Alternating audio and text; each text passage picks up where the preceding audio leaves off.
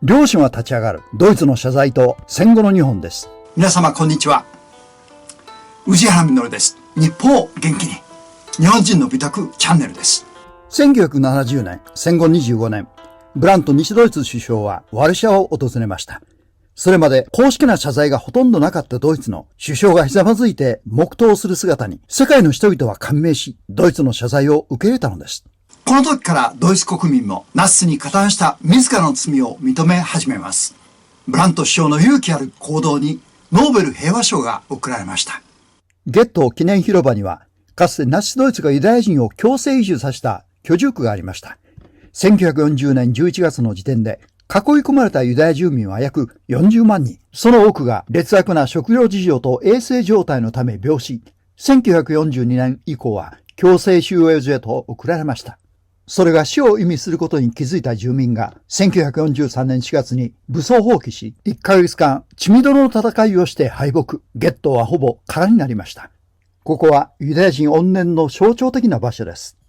ドイツ人にとりナチ犯罪はいつまでも思い出したくない過去でした。彼はその後も党外交に取り組み、1972年ノーベル平和賞を受賞しました。ここからは週刊東洋経済2015年1月号から引用させていただきます。後にブラント氏はこう書いている。あの振る舞いは一体何だったのかとよく聞かれる。最初からそうするつもりだったのか。いや違う。ドイツが生み出した歴史的な地獄の淵に立った時、何百万もの虐殺を犯した重圧がのしかかってきたのだ。誰だって言葉を失った時にはそうする。ブラント氏はドイツ人に誇りをもたらした。彼の心からの振る舞いには世界中のユダヤ民族も心を打たれた。引用は以上です。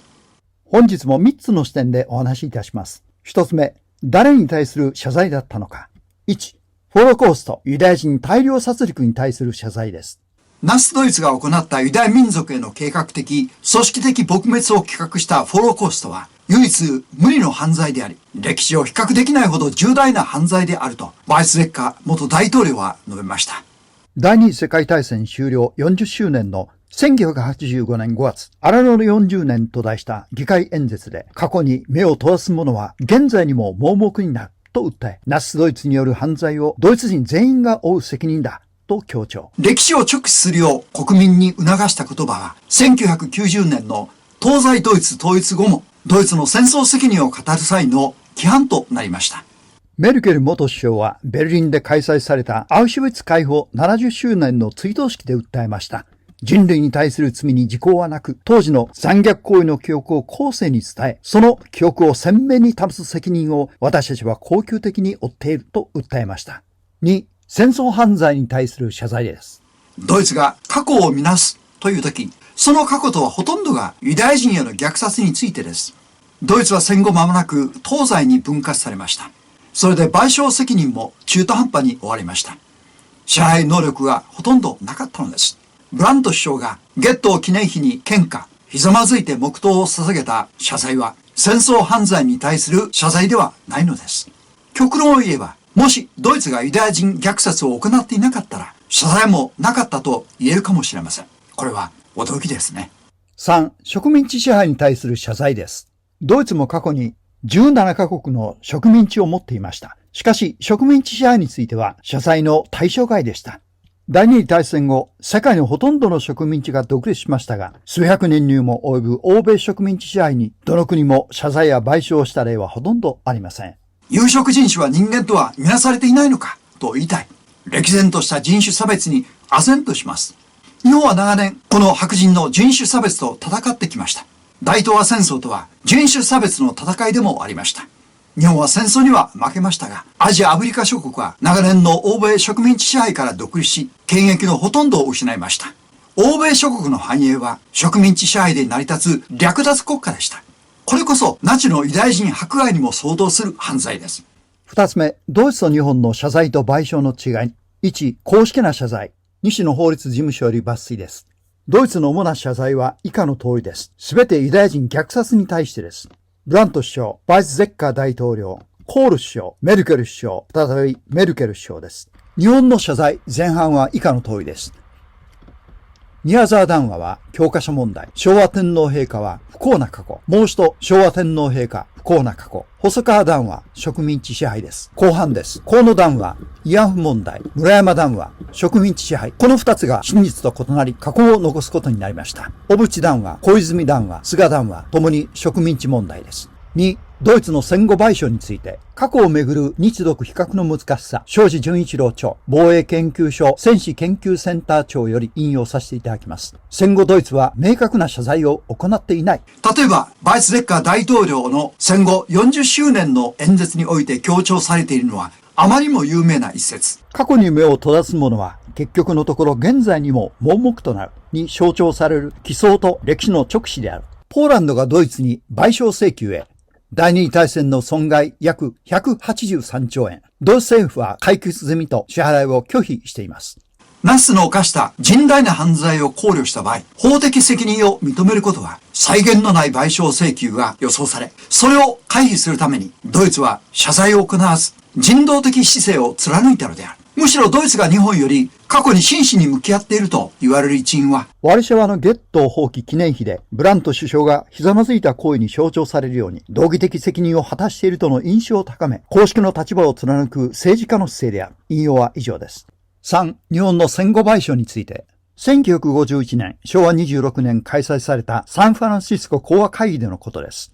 連合国側の思惑が錯綜し、ソ連が日本の分割統治を要求するなど、日本に対していかなる制裁処置を取るかで議論は紛糾しました。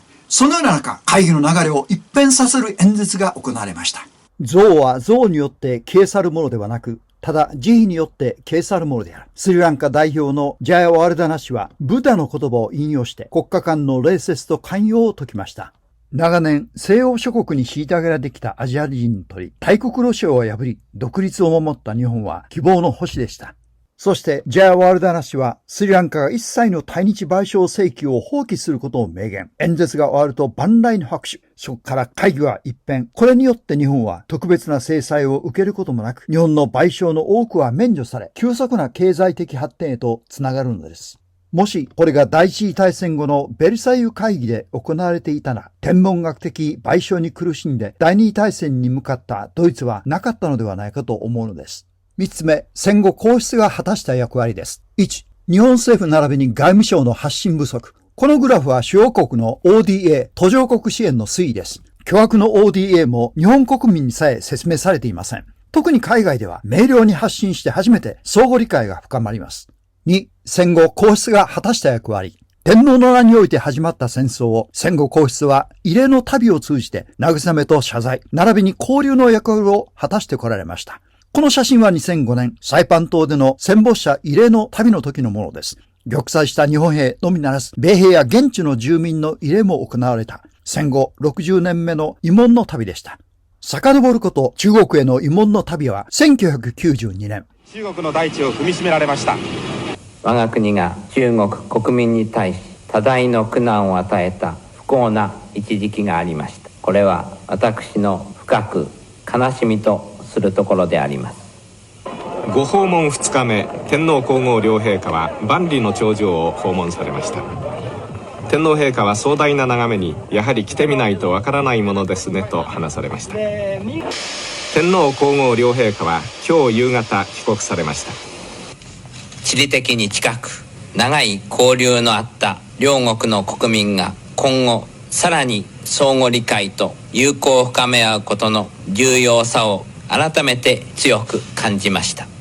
オランダの旅は2000年、オランダの国民感情が厳しい中で行われました。朝日新聞から引用です。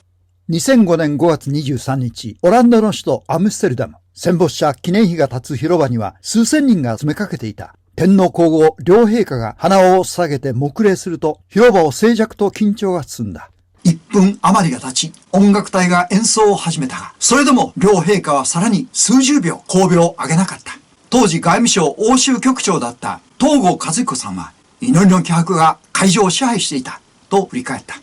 第二次大戦中に日本軍はインドネシアで捕虜4万人と民間人9万人のオランダ系住民を強制収容所に抑留、多くの死者が出た。このためオランダでは反日感情が根強く残り、1971年の昭和天皇ご訪問の際には、車列に魔法瓶が投げつけられることもあった。欧州歴訪の一環で訪れたオランダへの旅は、歴史的な過去と対面する旅でもあった。引用は以上です。オランダ、ベアトリックス女王夫妻主催の晩餐会でいただいたお言葉です。戦争による心の痛みを持ちつつ、両国の将来に心を寄せておられる帰国の人々のあることを私どもは決して忘れることはありません。また、2016年にはフィリピン慰霊の旅もありました。終戦から73年を迎えた8月15日、平成最後の全国戦没者追悼式では、天皇皇后両陛下や安倍晋三元首相、遺族約5000人が参列し、310万人の戦没者の冥福を祈りました。天皇陛下は2019年4月30日に退位することが決まっており、平成最後の追悼式となります。